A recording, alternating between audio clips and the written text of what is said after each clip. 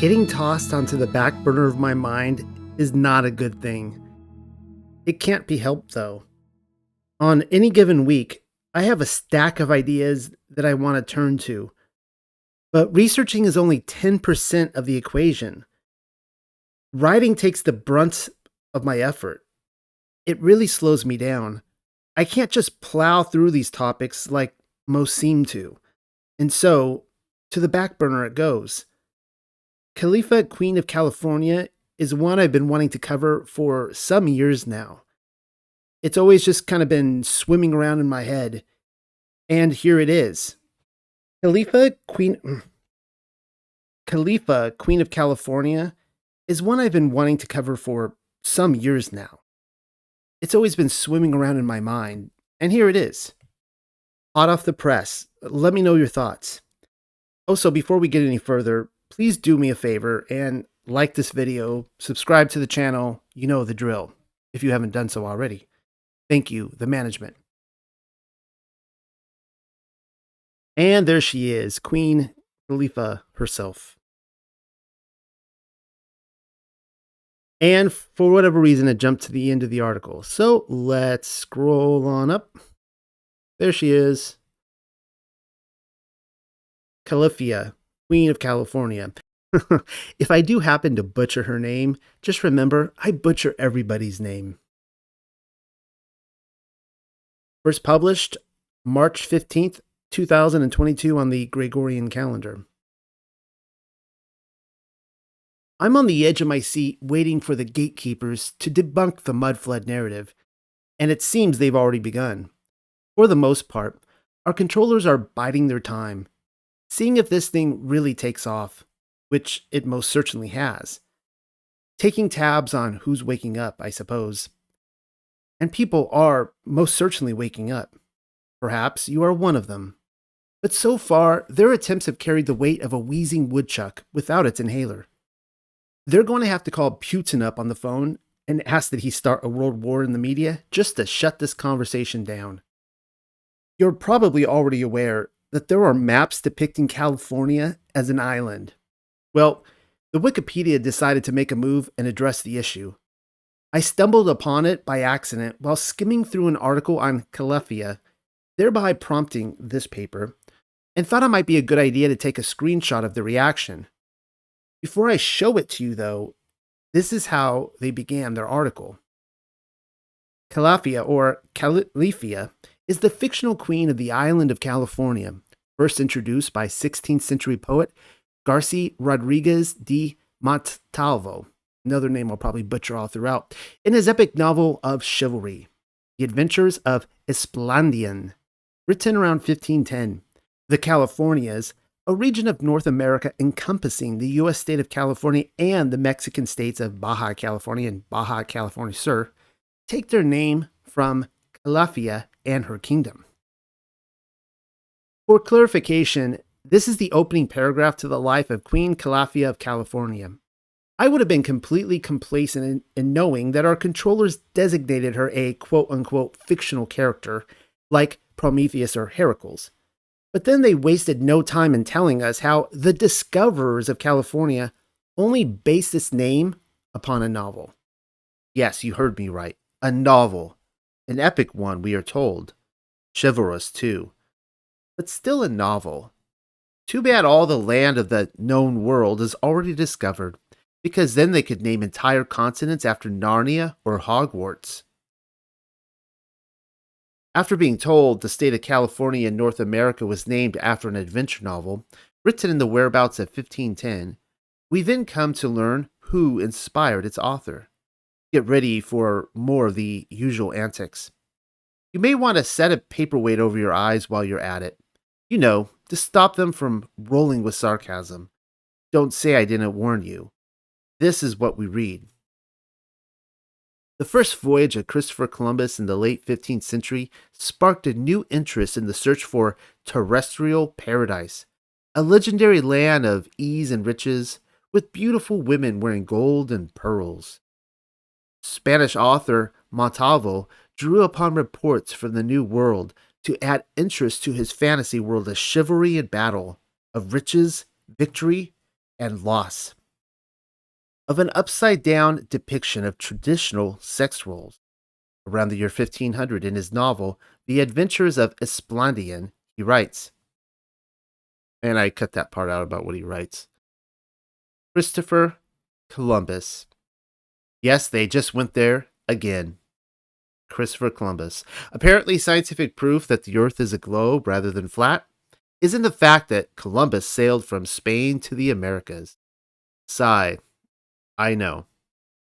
And now we come to learn that Spanish author Garcia Rodriguez de Montalvo was so inspired by the man in the myth, Columbus, that he drew upon his reports, imagining a fantasy world of his own, one which aimed at directing his readers at a terrestrial paradise. Take a mental note of that. Try to follow the deductive reasoning of this magic bunny trail. In turn, we are told, map makers went out of their way to design the world which Montalvo imagined a reality by converting the land of California into an island. That's the official explanation. I'm not making this up. It's what the Wikipedia expects of our acumen. Follow along. And as you can see right there, there is a picture of a map of California, and it says an early conception of the island of California. This map is the result of partial exploration and guesswork. Were you able to make sense of that?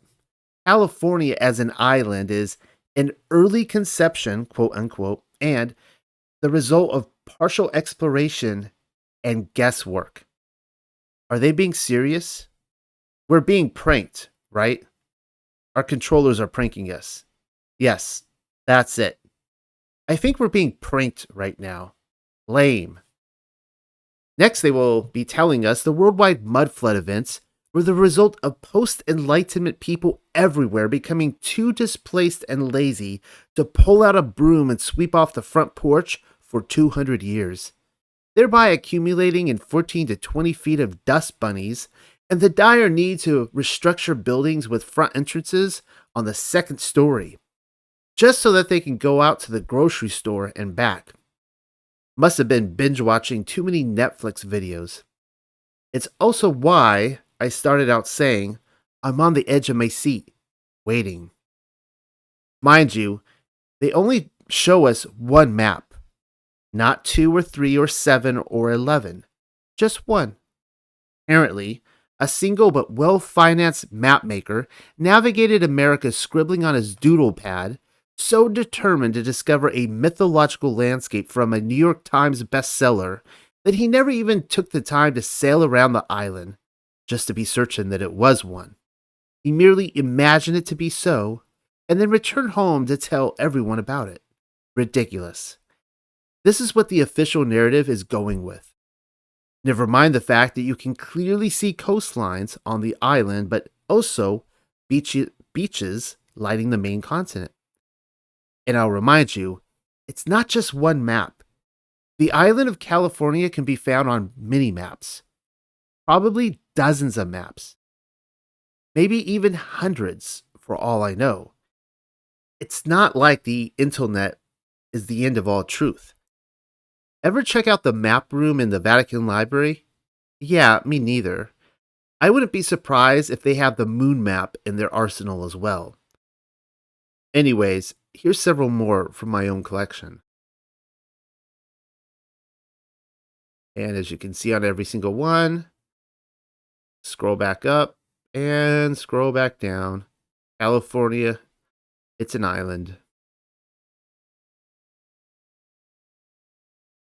Quite the fan base emanating from a fictional novel, it seems. People everywhere were reading about the make-believe adventures of Calafia and then scribbling in a kingdom for her. How nice of them.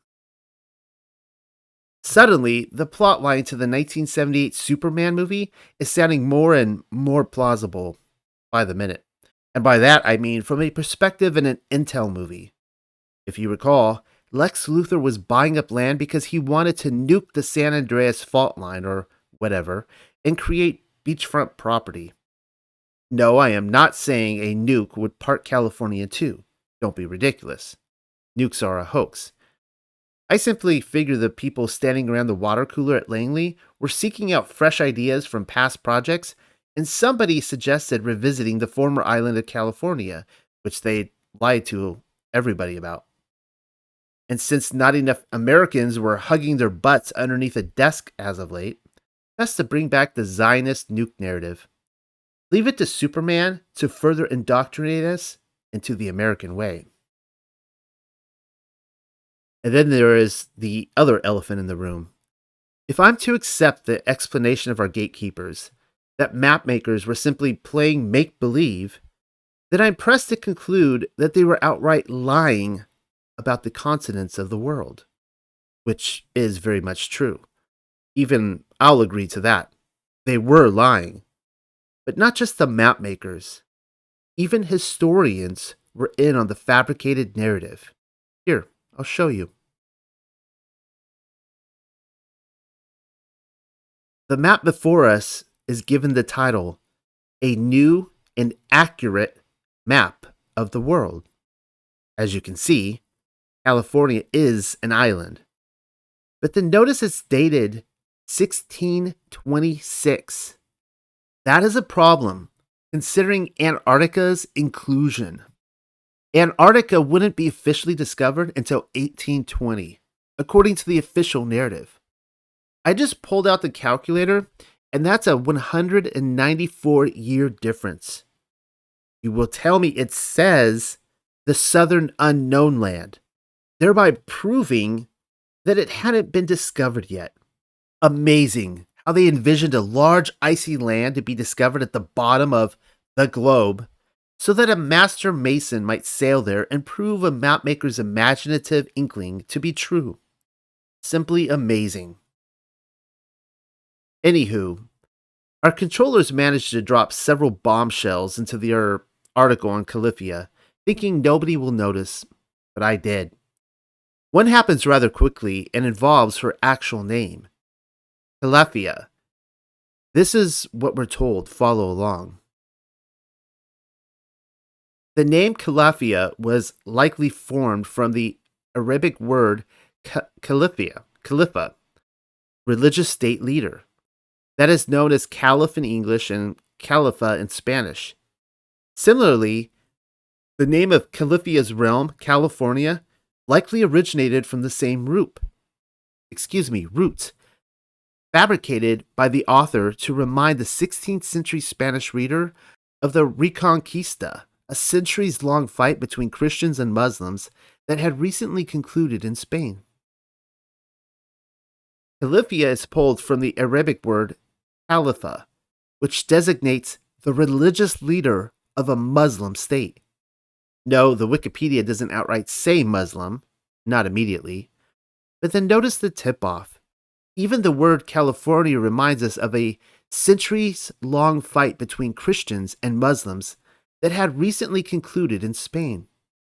Perhaps the PC wing of the Intel department was hoping to cushion the blow.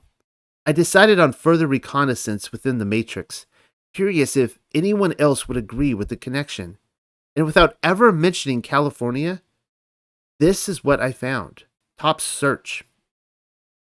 Caliph, the civil and religious leader of a Muslim state considered to be a representative of Allah on earth.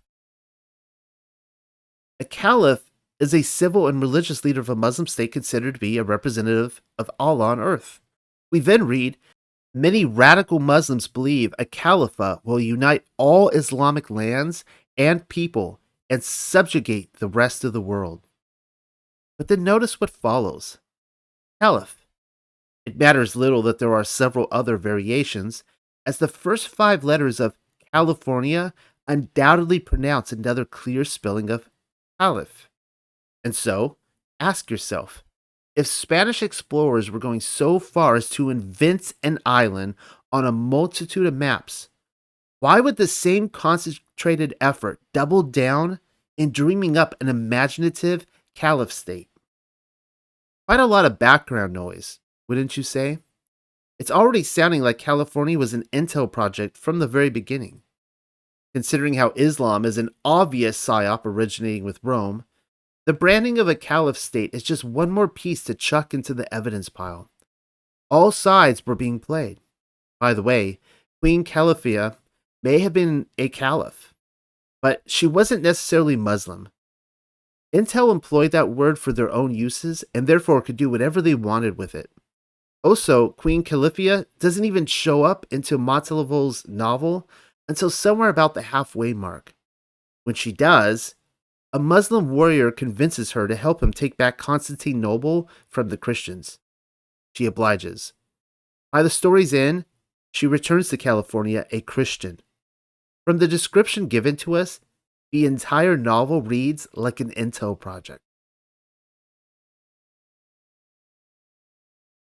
Queen Califia was black, in case you didn't know that already.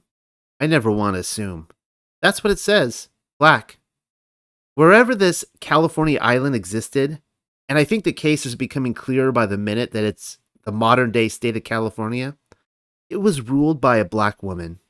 Well, that's interesting, especially considering we have pictures of native blacks living in California's Yosemite Valley, circa 1870. Look again if need be. Take as long as you need. Black indigenous peoples were documented in California, on camera. The location of this photo is Yosemite Valley. I've been to Yosemite National Park likely 100 times. I even lived in the valley for a time. The official narrative tells us that Yosemite was not discovered by European explorers until the late 1850s. This photograph represents one of the earliest attempts at documenting its inhabitants. Were these Miwok Indians or another tribe? I'm pretty sure they're the people whom we call today the Calafians. We are not given one indication or clue that these are escaped slaves from the Southern Confederate States either. That should tell us something. Black people were already present in California. Kind of makes you wonder about the Buffalo Soldiers. Black people are almost entirely pimped out against their own people. You don't have to like it, but it is what it is. Prove me wrong. So, what was the deal? Approximately 500 Buffalo Soldiers saddled up and strode about Yosemite and Sequoia at the turn of the century. Officially, their duties involved evicting poachers and timber thieves and occasionally extinguishing forest fires. As I was saying, black people are pimped out by their slave masters even today. So, why the exception to the rule? In plantation terms, enslaved black men were promoted to the position of driver by their master. It's how corporate slavery still works today. And one of the ways they keep us motivated to perform beyond the barracoon, always inspiring to become a police officer or the next Kim Kardashian. And besides, a military presence seems to indicate other activities beyond poaching. Why do the floorboards of Yosemite Valley look to be blasted by TNT? And what of the giant mummy discovered in a cavern near Bridalveil Falls, holding her giant child? Also, where did all the black indigenous go? I spent much of my morning attempting to track down the location of this cave drawing, but to no avail. It is claimed to be a portrait of Queen Califia in the flesh. Impossible to verify.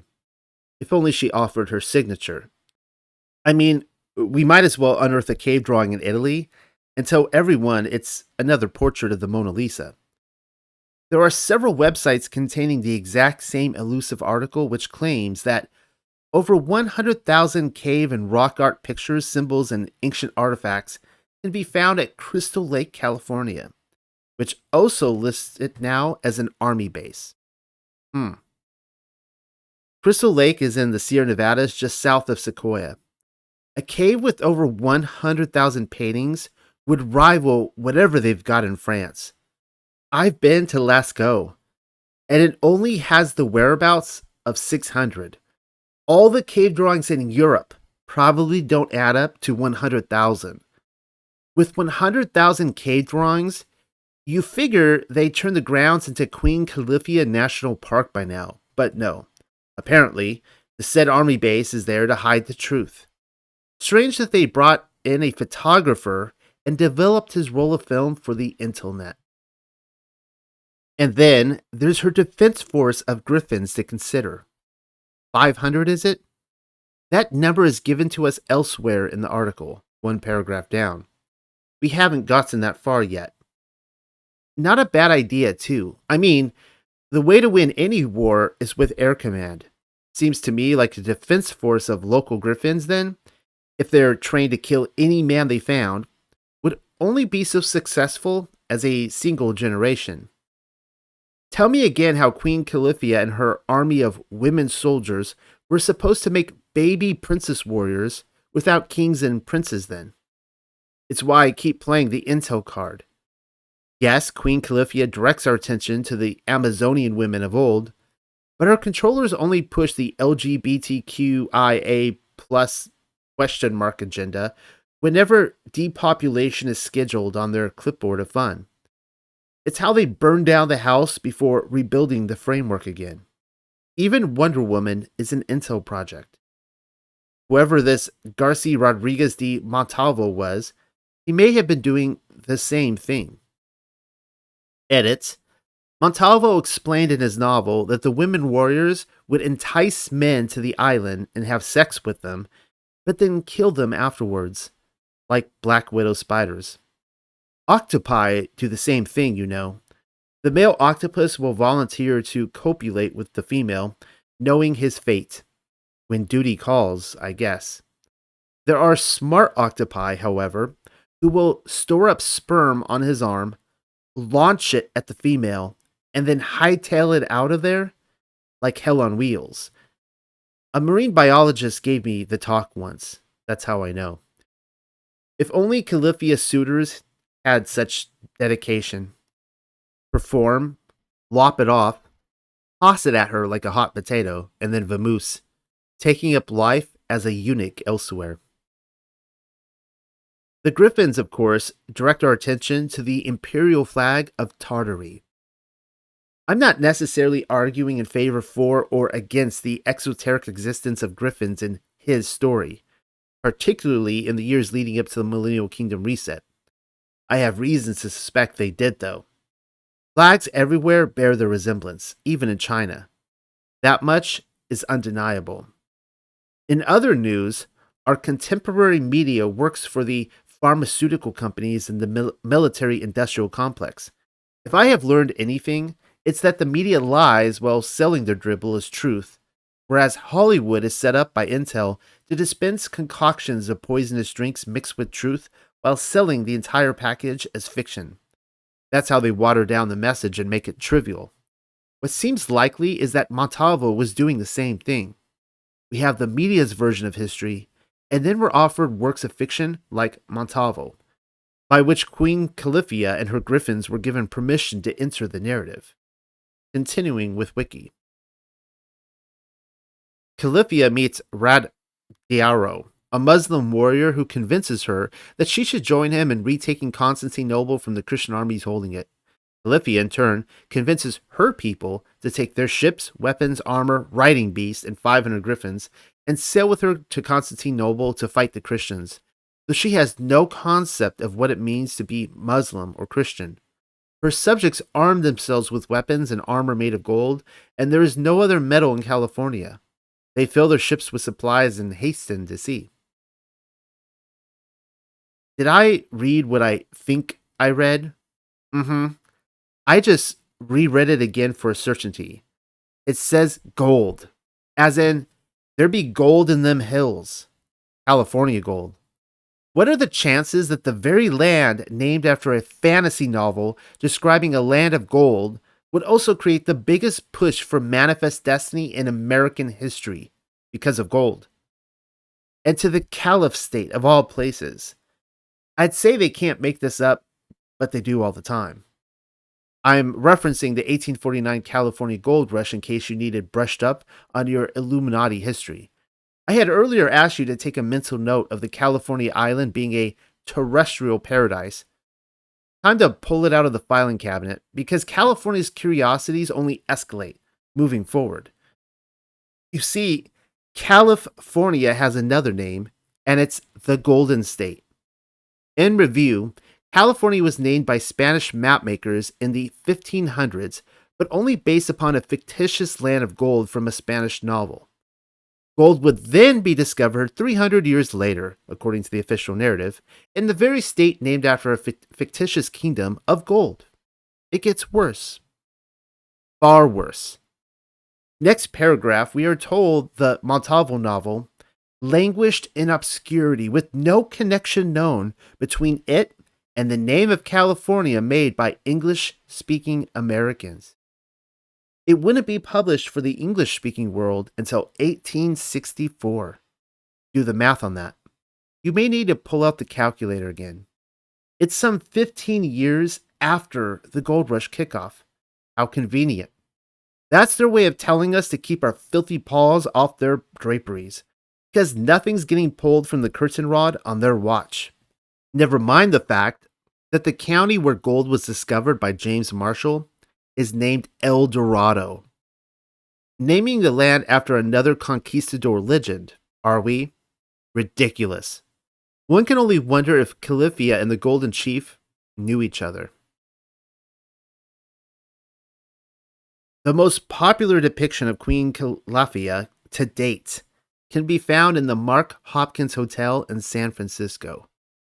As you can see, a bare-breasted Calafia is seducing the residents of his city with a nugget of gold. You know how it goes. Have sex and then off them. Notice how it's not a weapon or armor made of gold this time around. Nope, it's the only relatable form of gold. Its artist is none other than Maynard Dixon, 1875 through 1946. A man accredited with shaping our understanding of the American West in artwork, telling us he was an insider. His father was an aristocratic Virginia Confederate, and his mother the daughter of a well-educated Navy officer from San Francisco. I could speculate on his intel upbringing, but the Wikipedia does one better and lays it out there for anyone paying attention. Follow along. Second sentence. It says Dixon joined several prominent artists in a boycott of the Bohemian Club, revealing his alliances. Read the sentence carefully if need be. He wasn't boycotting the Bohemian Club as a secretive and satanic organization for the elite. No, he was boycotting their exclusion of his artist friends, telling us he was already a member. The year was 1926. I can furthermore tell you he was already a Bohemian Club staple at least 20 years before then. How do I know that? Because I did a little digging and found this picture for one. It's a pencil sketch of an unidentified Bohemian Club member. The date stamp is 1904. I found it for sale here on this link. $950 if you're interested.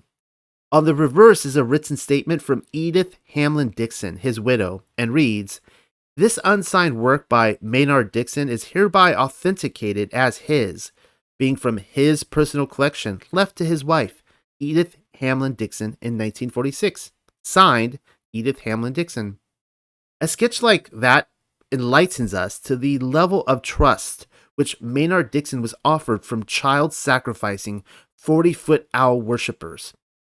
That he could sit around doodling the mugs of those in attendance without giving away their secrets or their identities. Big boy on campus. You figure there had to be dozens of other similar sketches in 1904, probably hundreds over the decades. And where does a position like that land an artist? He becomes the face of the narrative, for one. Difficult to imagine any of his Western themes were committed to without an agenda at this point. Another of Wikipedia's claims has Calafia manifested as the spirit of California. That's only slightly odd if the state of California is in no way related with the fictional island of California from Montalvo's novel. We might as well make Cleopatra of Egypt or Bernice, daughter of King Agrippa I and Princess of Yehuda, the spirit of California, while we're at it. In the same breath, we then read how she figures into the untamed and bountiful land prior to European settlement. Ugh. Is that Whoopi Goldberg playing Califia? She is playing Califia. Excuse me while I pause for another again. But not just Califia. It is an idol of Califia which Whoopi is trapped in. Why is Whoopi's face manifesting in an idol exactly? Because Whoopi is pretending to be the goddess that comes alive from within, reminding us, once again, that Califia is a recognized spirit of California. I wonder how many visitors remember the Califia idol at California Adventures in Anaheim. Very few. California Adventures was grossly underpopulated in its first decade, and the attraction which she could be found in even more so. Golden Dreams. That's the show which housed Whoopi. Not even I could recall its name and needed help from the internet. Undoubtedly, it's one of Disneyland Resort's more forgotten attractions. I was able to track down a video of Golden Dreams on. Excuse me, I need more coffee.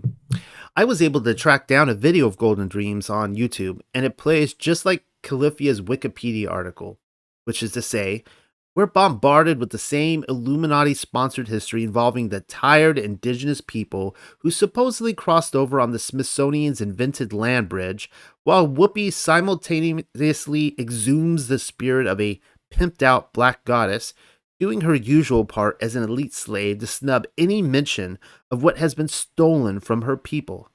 It's all so underhanded. Even more brilliant was the original entrance for the Califia movie, a replica of the Palace of Fine Arts in San Francisco, which, in turn, was derived from the Panama Pacific International Exposition of 1915. Refer to the Maynard Dixon Wiki article, and you'll find that he was greatly inspired by the said World Fair. What are they telling us? Perhaps Califia isn't simply a Disney princess deriving from the pages of a fantasy novel.